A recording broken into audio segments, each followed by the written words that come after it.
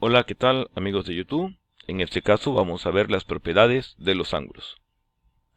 Cuando dos rectas se cortan, se unen en un punto, en este caso formarán cuatro ángulos. Ángulo es la abertura que existe entre dos rectas o semirrectas.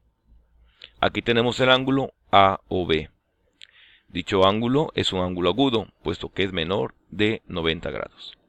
Y aquí tenemos el ángulo COB, que si visualizamos es mayor de 90 grados, por tanto es un ángulo obtuso. Cuando dos rectas se cortan en forma oblicua, los ángulos opuestos por el vértice siempre serán iguales. Por tanto, el ángulo COD y el ángulo BOA son iguales. De igual forma con el ángulo COB y el ángulo DOA. Cuando dos rectas paralelas, que en este caso son horizontales, se cortan por una secante, formarán 8 ángulos como los que vemos en este momento. Los estamos nombrando a través de números. Aquí podemos identificar fácilmente los ángulos opuestos por el vértice, los ángulos adyacentes, los ángulos correspondientes y los ángulos alternos, externos y alternos internos, los cuales veremos a continuación. Ángulos opuestos por el vértice. Habíamos mencionado que son iguales. Por tanto, el ángulo 1 y el ángulo 3 son iguales. El ángulo 2 y el 4 son iguales. El ángulo 5 será igual al ángulo 7. Y yo sé que estás pensando de que el ángulo 6 es igual al ángulo 8. Y efectivamente son iguales porque son opuestos por el vértice. ¿Qué son los ángulos adyacentes? Bueno, los ángulos adyacentes son dos ángulos consecutivos que son suplementarios. Esto es, que suman 180 grados. El ángulo 1 y el ángulo 2 podemos observar que juntos forman una línea recta. Por tanto, dichos ángulos son ángulos adyacentes. El ángulo 1 y el ángulo 4 también forman una línea recta, en este caso la línea recta T. Por tanto, el ángulo 1 y el 4 son ángulos adyacentes.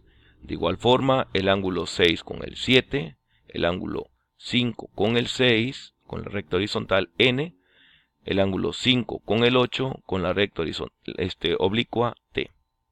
Esto que acabamos de presentar son ángulos adyacentes, ángulos consecutivos que forman entre los dos 180 grados.